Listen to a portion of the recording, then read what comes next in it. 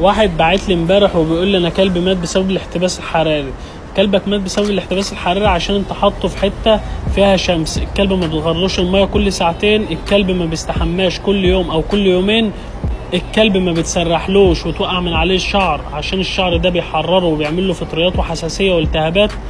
الكلب ما ياكلش غير بالليل خالص، الكلب ما ياكلش الصبح عشان الاكل هيحرره وممكن يعمل له احتلال عليك. تحافظ على الكلب الفترة دي عشان الكلب ما يموتش منك وربنا يستر عليه.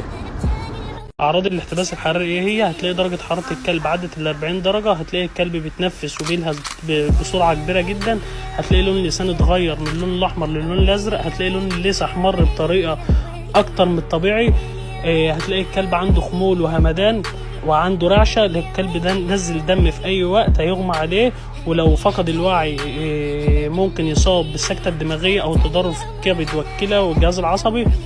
واوعى تتهاون بالموضوع ده عشان الموضوع ده هيموت الكلب منك بسرعة، يعني 10 دقايق هتلاقي الكلب ميت منك. فياريت الناس تخلي بالها من الكلاب وما تحطهاش تحت اشعة الشمس خالص.